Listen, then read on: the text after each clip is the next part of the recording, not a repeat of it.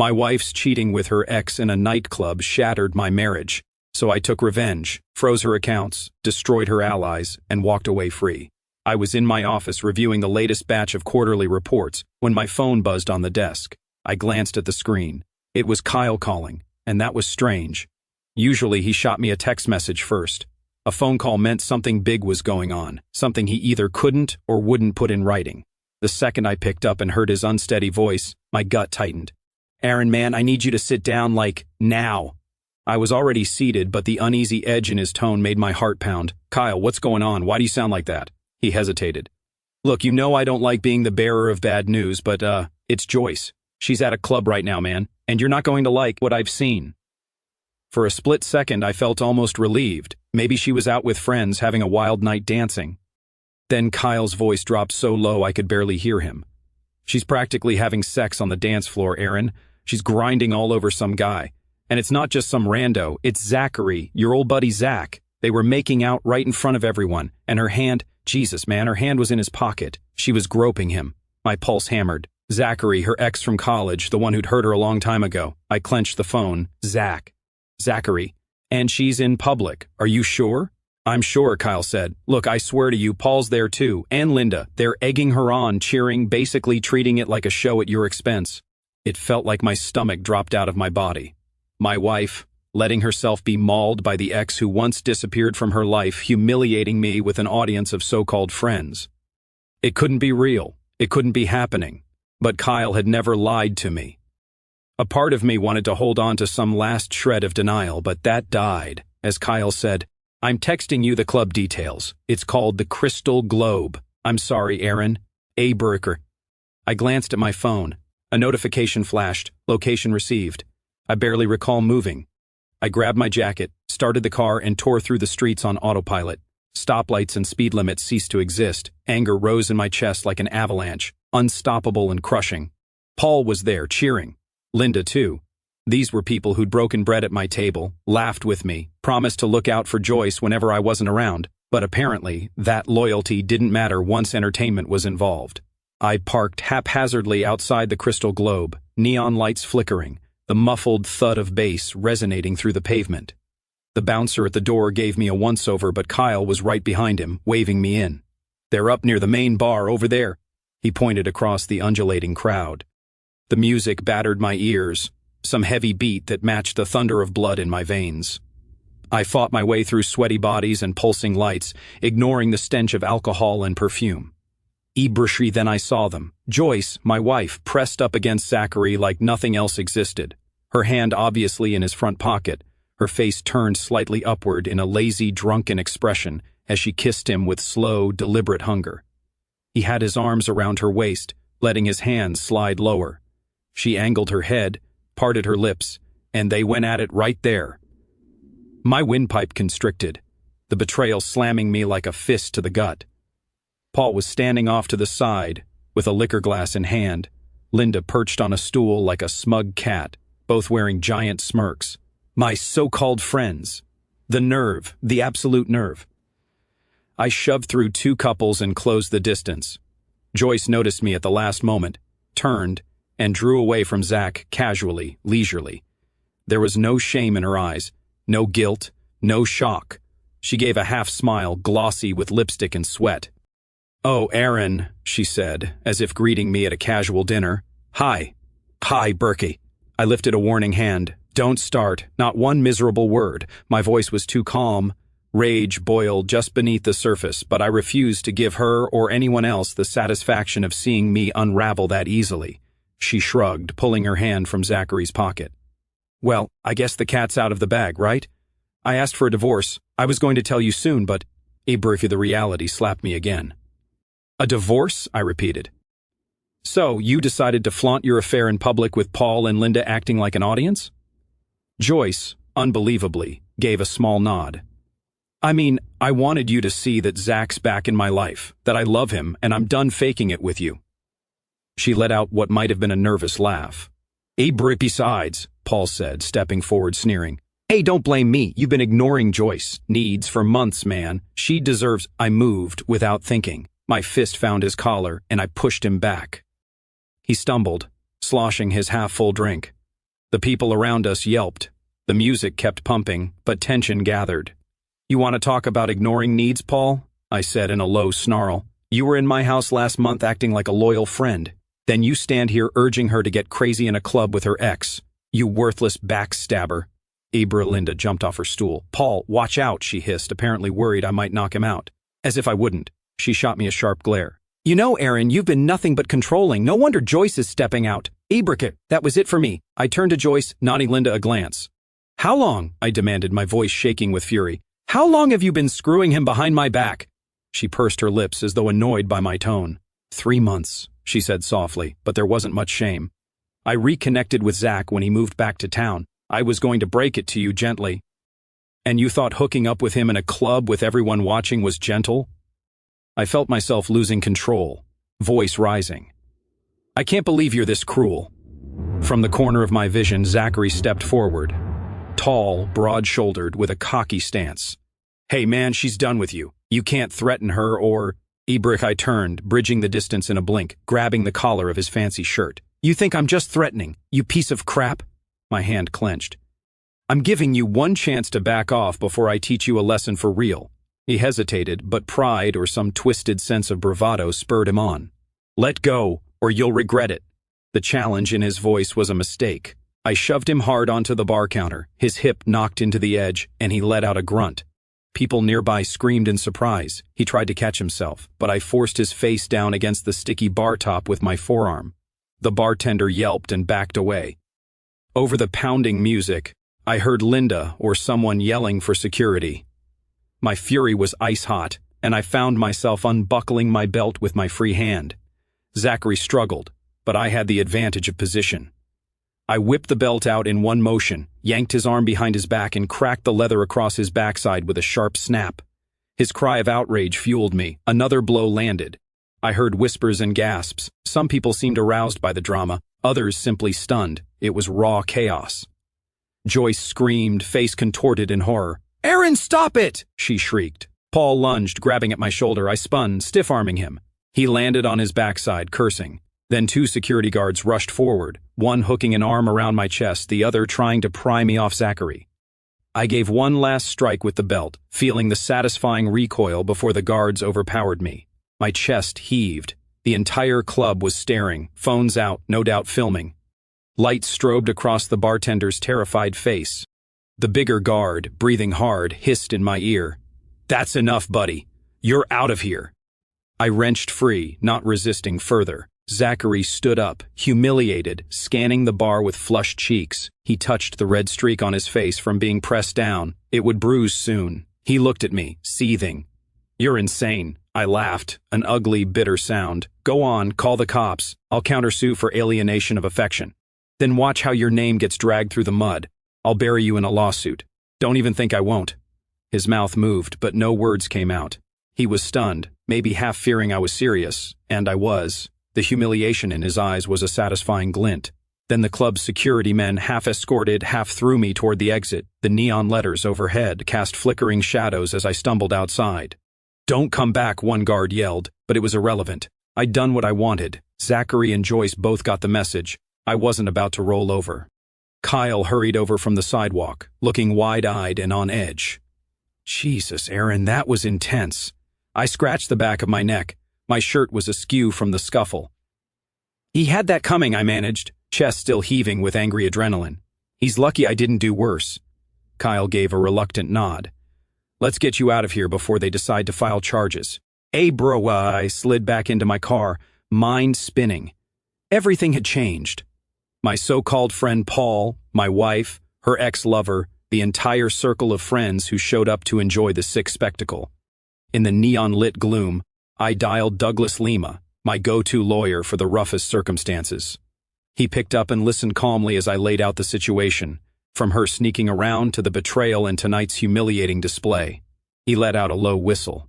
"Aaron, you've got a lot of anger built up. Not that I blame you, but let's handle this right. We'll ruin her on paper, not in the street." I gritted my teeth. "I'm all ears." "Good," he said. "That means house, business, money. We fence it off from her." "Let me guess. You bought your house before the marriage, right?" "Yes." Then that's separate property. She can't touch it unless you made some mistake with joint ownership. I let out a harsh laugh. Never. Title's in my name. He exhaled in satisfaction. Next, your business? Also in your name? It's complicated. Officially, it's my father's corporation, verbal agreement that I'd take over. But on paper, I'm a low-salary manager, so she can't stake a claim on that either. Very smart, Douglas said. That's not all, I added. I froze our joint accounts earlier this evening. Clean them out. She's not getting a dime. Douglas gave a short chuckle. You're not playing around. Expect that she'll try for alimony, though. She can try, I snarled. I'll let the judge decide. Meanwhile, she won't see a penny from me unless forced. All right, he said. Chances are high we'll secure a strong advantage. Just keep your nose clean. Don't get arrested. Let me handle everything else. I thanked him and hung up, feeling a brittle sense of control returning. When I got home, the old place had an eerie stillness. The lights felt too bright. A photo of Joyce and me on the mantel mocked me, us smiling at an old friend's wedding just last year. How naive I'd been. Without pausing to dwell, I yanked the frame from the shelf and hurled it into the garbage. Then I pulled out my phone again, scrolling for a name I hadn't called in years. Jacob, a Marine buddy, the kind of man you call when you need something done, no questions asked. He answered, Aaron, long time, no talk. Jacob, I need you and the guys to move a bunch of stuff out of my house tonight. Anything belonging to Joyce, my soon-to-be ex, I want it gone. He chuckled. Still the same old devil. We'll be there in half an hour. Jacob arrived with 3 men, all ex-Marines, each built like a steel wall. Without delay, I showed them the closet, the drawers, all the possessions she'd left behind. Pack it, box it, toss it to the porch, I said. I want it out of my sight, and if you feel like leaving a mark, I won't stop you. One of them, Jose, grinned. You serious, boss? Boot print on every single item? I growled. We'll show her how I feel. They got to work, methodical as a tactical team. Closet doors banged, garment bags were dumped, designer shoes were trampled under heavy boots. Lacy dresses, business suits, even her carefully preserved items. Nothing was spared. Jose found her old wedding dress at the back of the guest closet. He pulled it out, a swirl of white and lace, and gave me a sideways look. Special instructions? I folded my arms. A personal touch. Something that leaves it beyond salvage. With a sinister laugh, he tipped a can of beer over it, soaking the bodice. Next, he hawked a glob of spit onto the delicate trim. Finally, he unzipped his pants and urinated across the stomach of the dress, while the others hissed with rough amusement. The sour smell rose in the air, and I felt no remorse. When he wrapped it up and flung it onto a pile, a bitter satisfaction coursed through me. Not even 2 hours later, my doorbell rang. I almost hoped it was Joyce herself, a perfect time to watch her meltdown, but instead, it was her mother, Victoria. Strict, polite, always well-dressed, with graying hair that gave her a dignified look. For a moment, she stood on my porch, eyes traveling from the boxes lining the entrance to my face. Behind her hovered 2 unwelcome figures, Paul and Linda from the club. I pointed at Paul and Linda, ignoring her. You two, those boxes belong to Joyce. Load them in your car or let the rain soak them. I don't care which. Paul bristled, but Linda tugged at his sleeve. They turned around, muttering under their breath, and started grabbing boxes. Then I ushered Victoria inside. She took small, careful steps, gazing at the disarray left behind by Jacob's crew. I crossed my arms, expression cold. What do you want, Victoria? She sighed, her shoulders drooping with sadness. I came to talk, if you'll let me. I gestured toward the couch, but I didn't sit. She sank down, exhaling.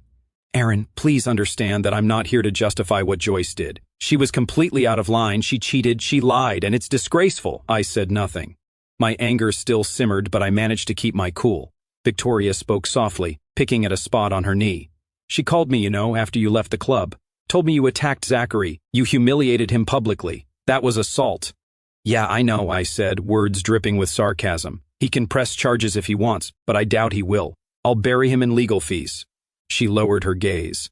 Aaron, the reason I came is because she's planning to keep seeing him. She wants a divorce. She thinks you're controlling, that you never valued her rebellions or new ideas. And well, she always had complaints, I said curtly, but she never mentioned them. If she was unhappy, she could have come to me, asked for therapy, or parted civilly. She didn't. She slammed me behind my back. Victoria's face twisted with regret. I know. I won't defend that, but as her mother, I'm afraid. If you proceed with this scorched earth approach, none of us will come out unscathed. I laughed short and harsh. So you want me to make it easy for her? She shook her head. I want you to calm down enough to see reason. If she's truly done with you, let her go. Don't destroy her over it. An unexpected rage flared in my chest. She already destroyed me 5 years of marriage, trashed, she humiliated me in front of half the town. You really think I care anymore who gets hurt? Victoria's eyes flickered with tears. She suddenly slid down, kneeling in front of me. My breath caught. I'd never seen this proud woman on her knees for anything. Please, she begged, voice trembling. She's my daughter, but I know how you can be. If you divorce her, strip away everything, she'll have nothing. She might move back home with me and her father, but that'll crush her spirit. She says she'll start drinking herself into oblivion. She threatened to do it if you refuse any support. I'm scared she'll do something desperate. Hey, bro. I stared at Victoria's pleading face. My resentment was so strong that empathy felt almost non-existent.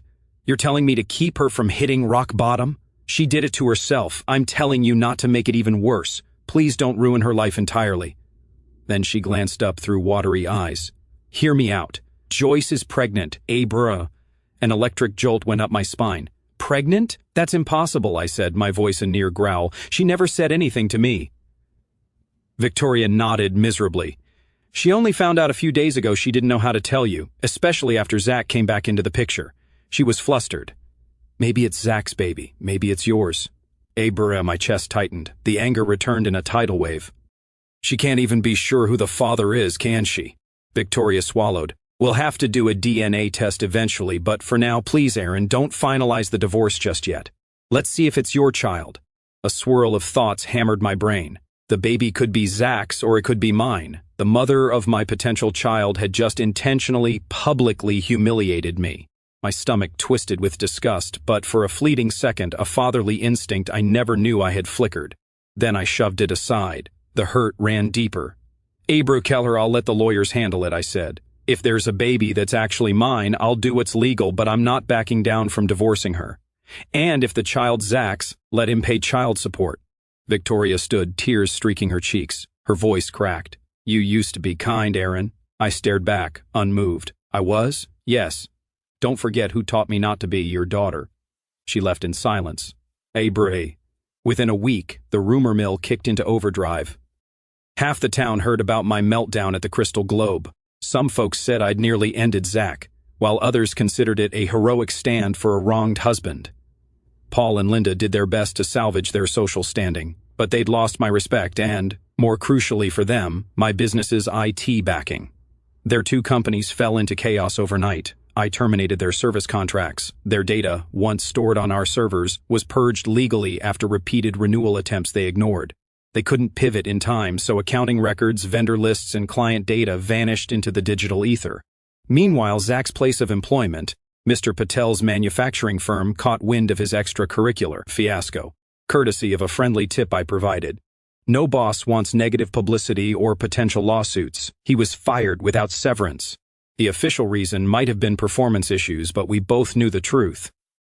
Joyce's affair cost Zach his livelihood, and her name was mud around town. When I sent the divorce papers her way, the petition included an adultery claim, complete with incriminating photos from the club. Kyle had discreetly snapped them. She couldn't dispute a thing. In the midst of all this, the pregnancy question loomed. Joyce's lawyer attempted to delay the proceedings, saying a DNA test was needed, that it might affect property settlement. But my lawyer, Douglas, hammered home that I owned the house prior to marriage and was only a nominal employee at my father's company. Joyce had no right to any assets, so the baby question, my lawyer argued, was separate. If the child was mine, we'd handle child support, but that didn't entitle her to half my house or half an IT business I didn't legally own. The judge agreed. They insisted on a paternity test, but the results weren't immediate. We discovered during the hearing that Joyce was barely 6 or 7 weeks pregnant, meaning an accurate test might require more time. The judge, unimpressed, scheduled a follow-up hearing for after the baby's birth to finalize any custody or child support if needed. In the meantime, he granted the divorce, and because Joyce out-earned me on record, my official salary was conveniently low, the court awarded me spousal support, $500 a month for 2 years or until I remarried. She was livid. She called me every sort of monster, even accused me of setting this up from the start to trap her in a marriage, then ambush her. I didn't care. The moment that decree was stamped, I was free. But the drama didn't stop. A month after the court hearing, Joyce's mother showed up again at my place, this time with tears and anger. She told me that Zach had discovered through some early blood test or rumor that the baby likely wasn't his. He stormed out, no longer interested in playing house with a pregnant woman who had blindsided him with potential fatherhood. He left town altogether. Joyce was hospitalized one night for exhaustion and stress. Victoria blamed me. I told her bluntly, not my problem. I gave her the chance to handle this quietly. She chose otherwise. I tried to reclaim a sense of normalcy. I got 2 German Shepherd pups, Tank and Scout, names I later changed to Titan and Luna. They made coming home rewarding rather than a reminder of betrayal. Their bounding energy, loyalty, and unconditional affection healed wounds I hadn't realized were so deep. And in that time I met someone, Emily. We bonded over our shared love of dogs. She had a gorgeous German Shepherd named Rex, a big goofball who took an instant liking to Titan and Luna. Emily and I started with casual coffees at the dog park, extended hikes on nearby trails, then dinners. It was refreshingly genuine, no games, no secrets. She asked me once about my ex and I told her the gist. She nodded sympathetically but never pried for too many messy details. We just let ourselves grow closer naturally. A calm, fulfilling life began to take shape. Paul and Linda's world was in turmoil, from what I heard. They lost major clients who needed reliable IT coverage. They blamed each other for ignoring my contract renewal messages, leading to lawsuits from multiple smaller businesses that lost all their financial data when I shut down their server access. Their marriage faltered amid the stress, with rumors that Linda had moved back in with her aunt. My ex-wife Joyce was mostly silent, facing her complicated pregnancy alone. I hoped that would be the end of the story. Months melted away. My divorce was final, and the memory of Joyce's deceit had gradually become a dull ache instead of a searing wound. I didn't track how her pregnancy progressed.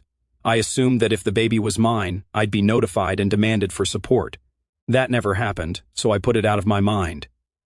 On a muggy night after a late IT maintenance shift at my father's company, I was at home giving Titan and Luna their bedtime treats when the doorbell rang.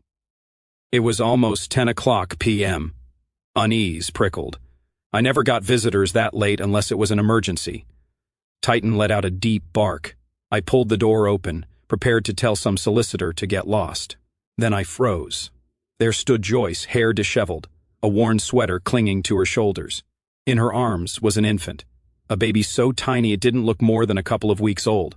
She looked like she hadn't slept in days, her face blotchy, eyes puffy, lips dry.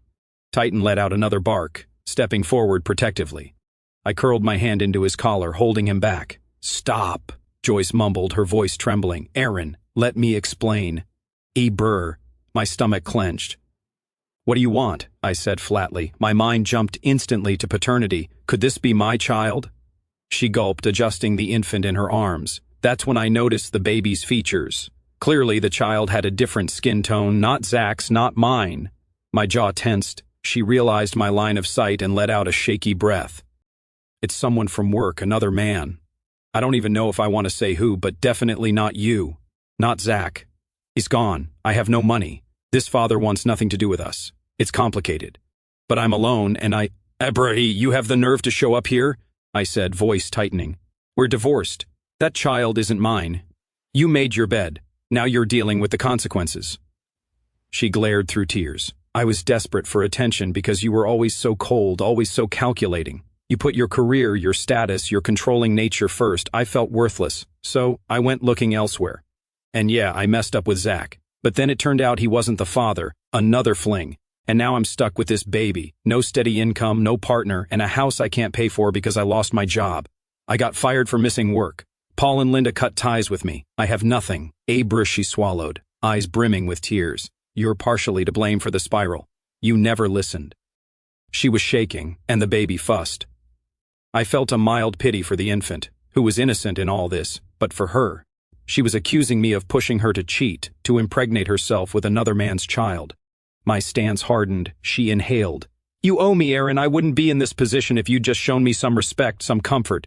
You were so consumed with your stupid revenge after you realized I was unhappy. You never gave me a chance. Talk things out, now look at me." Tears trailed down her cheeks. I'm broke, homeless, with a newborn, and you're living your best life with those dogs and probably some new girlfriend. You have the money, you do. You can spare a fraction to help me. I'm not asking for luxury, just some support. Please. My lips curled into a snarl.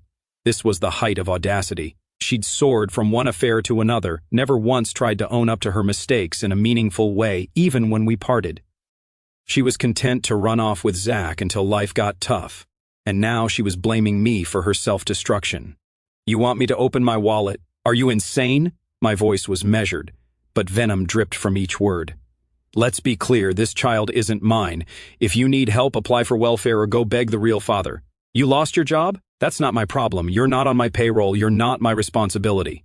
She widened her eyes, tears spilling as the baby started to cry in earnest. You'd turn your back on me after 5 years of marriage? I stared at the bundle she held. Those 5 years ended the night you tried to publicly degrade me. And everything that came after, the pregnancy, the men, the lies, that's on you. Get yourself out of your own mess. She took a trembling step toward the threshold. I have nowhere else to stay. Mom told me if I keep drinking, she won't let me in. And I've been drinking a bit. I can't help it. I'm depressed. Aaron, you don't get it. Titan started barking again, sensing the tension. The baby's crying escalated to panicked wails. The door was still open, letting the night's humidity seep into the house. My jaw clenched, hand tightening on the doorknob. You're not coming in, I told her icily. We're done. Her face contorted.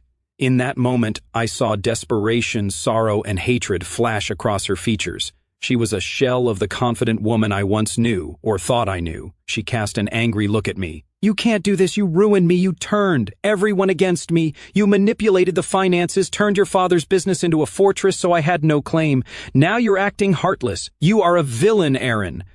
I gave a short, hollow laugh. Yes, maybe I am. But you're the one who asked for a divorce while groping your ex in a nightclub. You forced my hand, lied about fatherhood, and bed-hopped until the baby came out a color that obviously belongs to someone else. Don't paint me as the only sinner here. She tried to speak, but tears choked her. The baby's cries became frantic. Birds scattered from a nearby tree at the noise. With a swift motion, I stepped back over the threshold and slammed the door in her face.